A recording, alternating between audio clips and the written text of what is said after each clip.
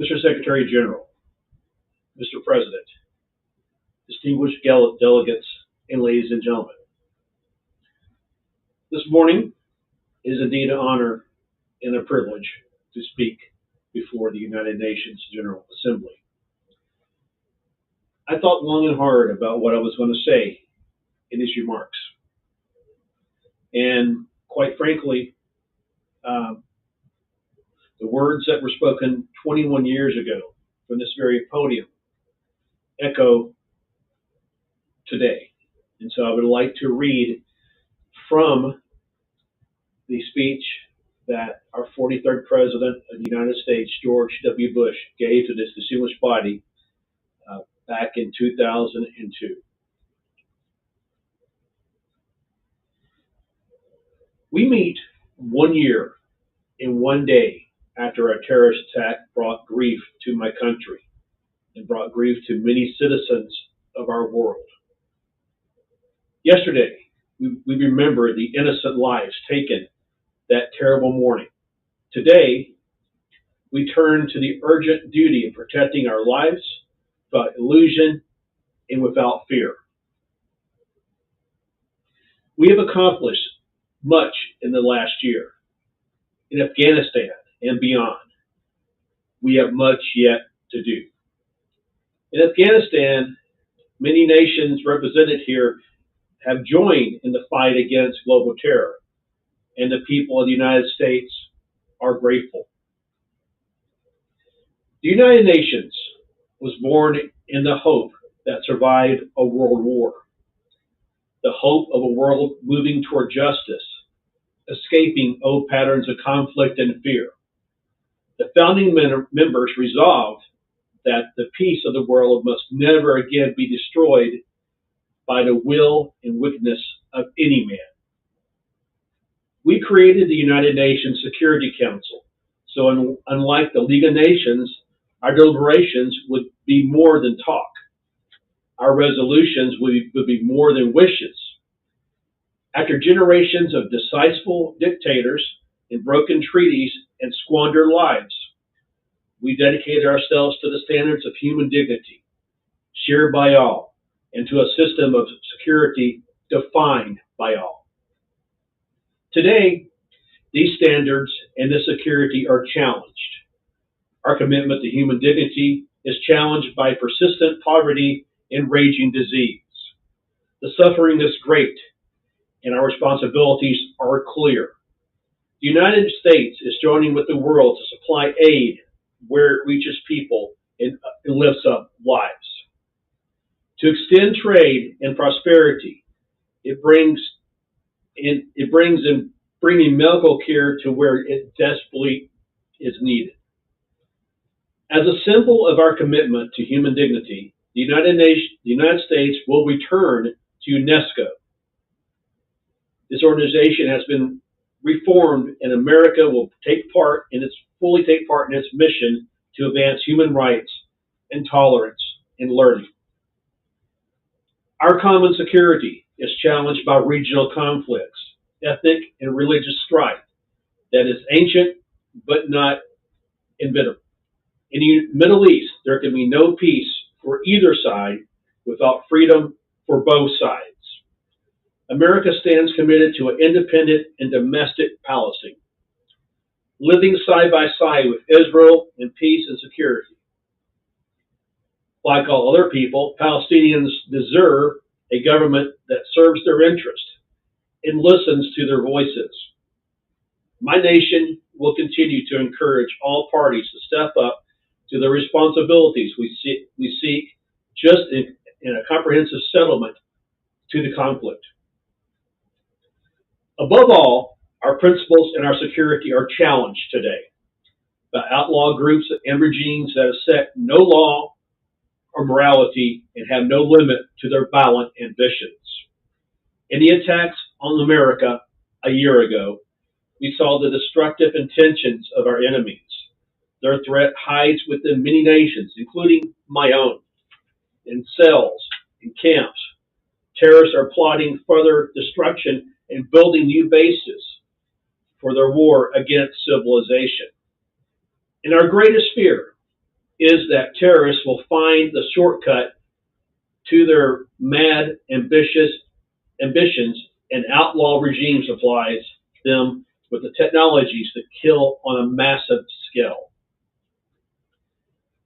In one place, one regime, we find all the dangers in their most lethal and aggressive forms, exactly the kind of aggressive threat the United Nations was born to confront.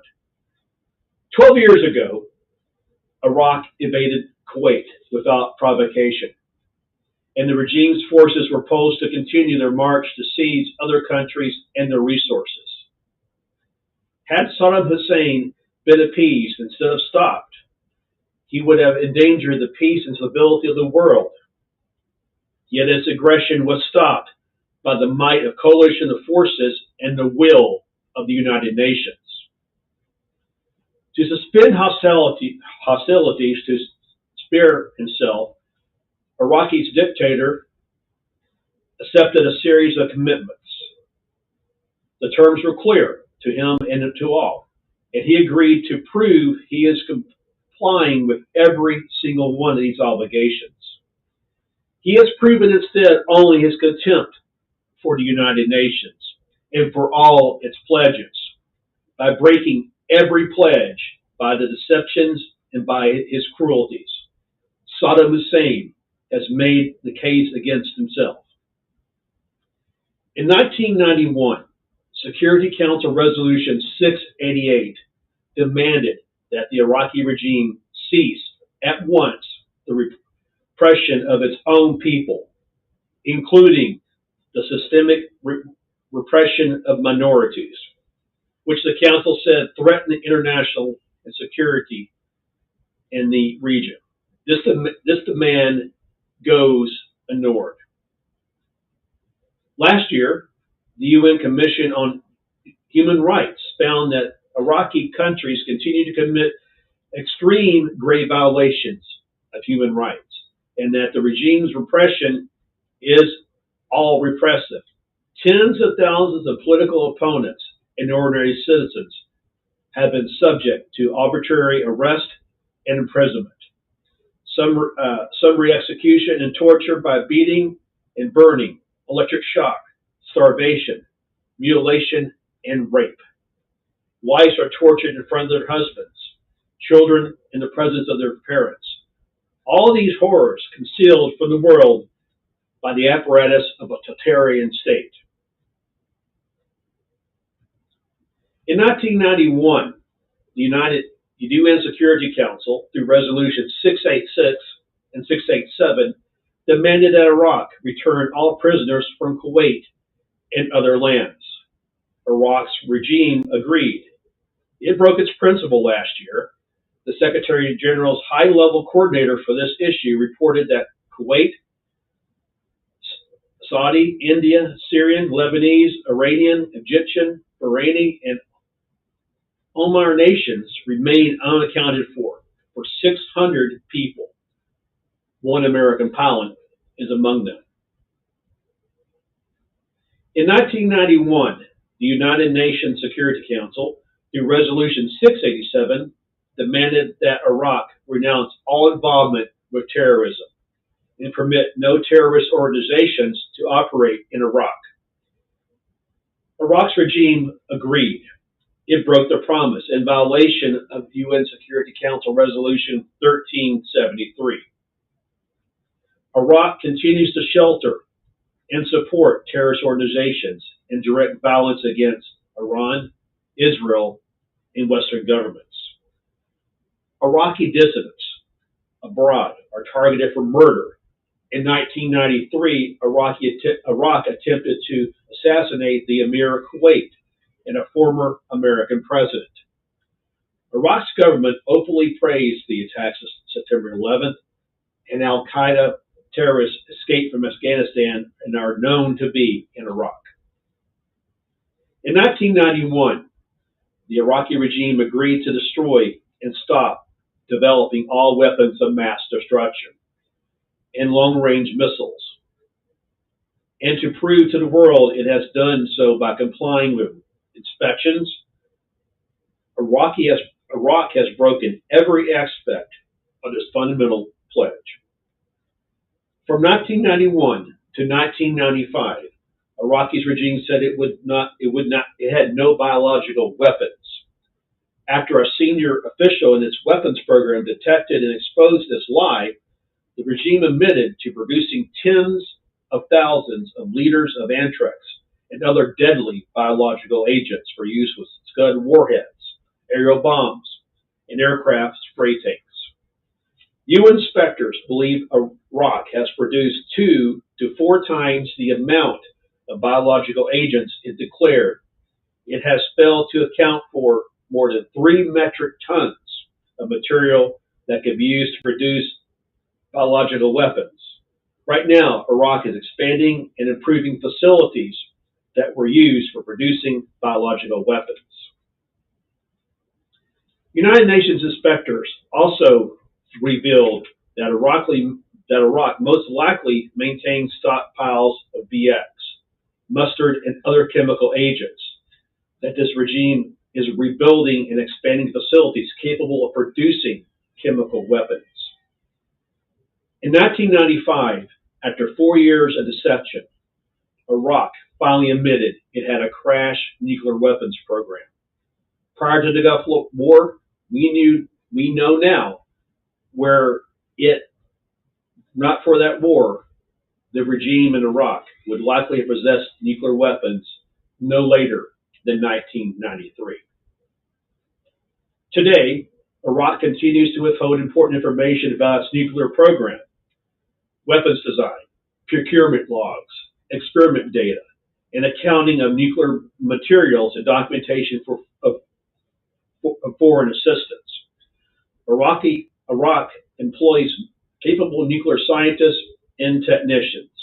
It retains physical infrastructure needed to build nuclear weapons. Iraq has made several attempts to buy high-strength aluminum tubes used to enrich uranium for nuclear weapons. Should Iraq acquire fissile material, it would be able to build a nuclear weapon within a year. And Iraq's state-controlled media has reported numerous meetings between Saddam Hussein and his nuclear scientists, leaving no doubt about his continued appetite for these weapons. Iraq has possessed a force of Scud-type missiles with ranges between 150 kilometers, permitted by the UN. Work at testing and production facilities shows that Iraq is building more long-range missiles than it can inflict mass death throughout the region. In 1990, after Iraq's invasion of Kuwait, the world imposed economic sanctions on Iraq. These sanctions were maintained after the war to compel the regime's compliance with the Security Council resolutions. In time, Iraq was allowed to use oil reserves to buy food. Saddam Hussein has circumvented this program, working around the sanctions by buying missile technology and military materials. He blames the suffering of Iraq's people on the United Nations, even as he uses his own wealth to build lavish palaces for himself and to buy arms for his country. By refusing to comply with his own agreements, he bears full guilt for the hunger and the misery of innocent Iraqi citizens. In 1991, Iraq promised UN inspectors immediate and unrestricted access to verify Iraq's commitment to rid itself of weapons of mass destruction and long-range missiles. Iraq broke this promise, spending 7 years deceiving, evading, and harassing UN inspectors before ceasing cooperation entirely. Just months after the 1991 ceasefire, the United Nations twice renewed its demand that the Iraqi regime cooperate fully with inspectors, condemning Iraq's serious violations of its obligations. The Security Council again renewed its demand in 1994 and twice in 1996, deploring Iraq's clear violations of its own obligations. The Security Council renewed its demand 3 more times in 1997, citing flagrant violations, and 3 more times in 1998, calling Iraqis' behavior totally unacceptable. And in 1999, the demand was renewed yet again. As we meet here today, it's been almost 4 years since the last UN inspector set foot in Iraq. 4 years for the Iraqi regime to plan and to build and to test beyond the cloak of secrecy. We know that Saddam Hussein pursued weapons of mass murder.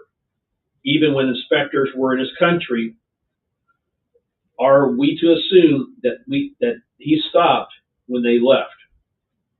The history, the logic, and the facts lead to one conclusion.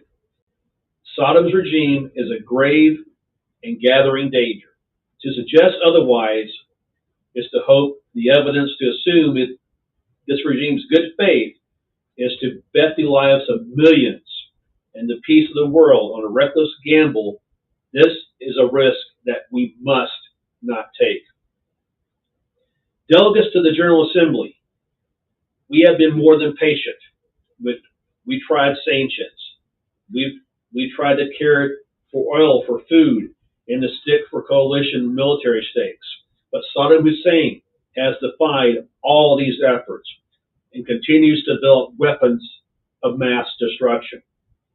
The first time we may be completely certain he has a nuclear weapon is when, God forbids, he uses one. We owe it to all our citizens to do everything in our power to prevent that day from coming.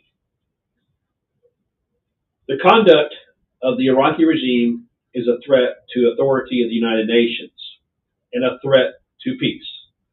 Iraq has answered a decade of UN demands with a decade of defiance. All the world now faces a test, and the United Nations faces a difficult and defining moment. Our Security Council resolutions to be honored and enforced are cast aside without consequences. Will the United Nations serve the purpose of its founding, or will it be irrelevant? The United States helped fund the United Nations. We want the United Nations to be effective and responsible and successful. We want the resolutions of the world's most important multilateral body to be enforced. And right now, these resolutions are being unilaterally subverted by the Iraqi regime. Our partnership of nations can meet the test of time before us by making clear what we now know and what we expect of the Iraqi regime. If the Iraq regime wishes peace, we will immediately and unconditionally forswear to close and remove or destroy all weapons of mass destruction, long-range missiles, and all related materials. Iraq must do this now. If the Iraqi regime wishes peace, it will immediately end all support for terrorism, including terrorism, and act to suppress it, as all states are required to by the United Nations Security Council resolutions.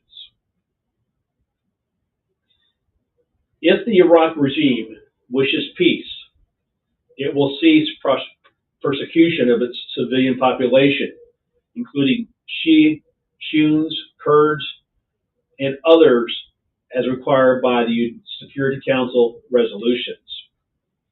If the Iraqi regime wishes peace, it will release or account for all Gulf War personnel whose fate is still unknown. It will return the remains of any who are deceased, return stolen property, accept liability for losses resulting from the invasion of Kuwait, and fully cooperate with international efforts to resolve these issues as required by Security Council resolutions. If the Iraq regime wishes peace, it will immediately end all illicit trade outside of the Oil for Food program. It will accept UN administration of funds from that program to ensure the money is used fairly, promptly for the benefit of the Iraqi people. If all the steps are taken, it will signal a new openness and accountability in Iraq. It could open the prospect of the United Nations helping to build a government that represents all Iraqis. A government based on respect for human rights, economic liberty, and international supervised elections. The United States has no quarrel with the Iraqi people. They've suffered too long in silent captivity. Liberty for the Iraqi people is a great moral cause and a great strategic goal. The people of Iraq deserve it. The security of all nations requires it. Free societies do not intimidate through cruelty and conquest, and open societies do not threaten the world with mass murder. The United States supports politically and economic liberty to a unified Iraq. We can harbor no illusions. That is important today to remember. Saddam Hussein attacked Iran in 1990. Attacked Iran in 1980, and Kuwait in 1990.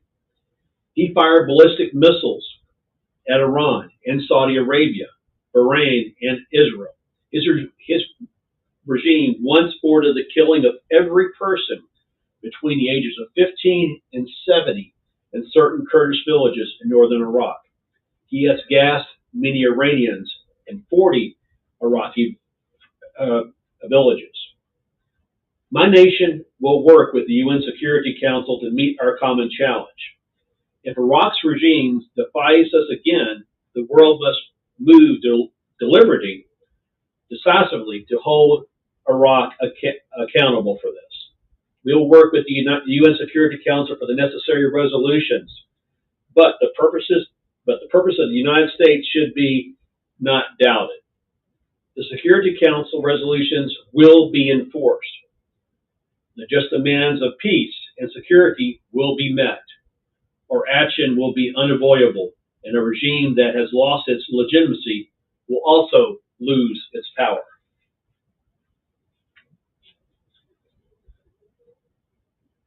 Events can turn in one or two ways. If we fail to act in the face of danger, the people of Iraq will continue to live in brutal submission.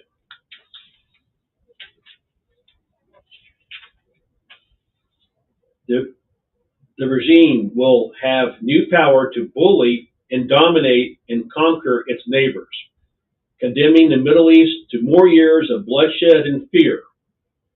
The regime will remain unstable. The region will remain unstable, with little hope of freedom and isolated from its progress for our times. With every single step the Iraqi regime takes toward gaining and deploying the most terrible weapons of our own options to confront the regime will narrow. And if emboldened regime were to supply these weapons to terrorist allies, then the attacks of September 11th would prelude to greater horrors.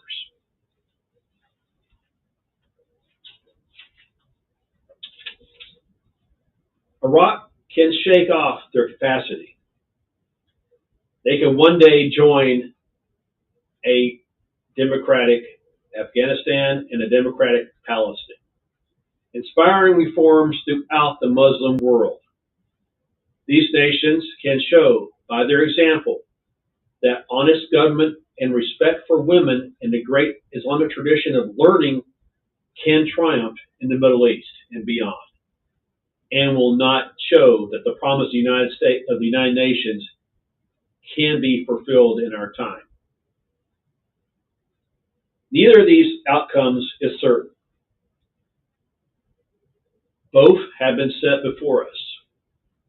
We must choose between the world of fear and the world of progress. We cannot stand by and do nothing while dangers gather. We must stand up for the security and for the permanent rights and hopes of all mankind. By heritage and by choice, the United States of America will make that stand. And delegates to the United Nations, you have the power to make that stand as well. Thank you very much.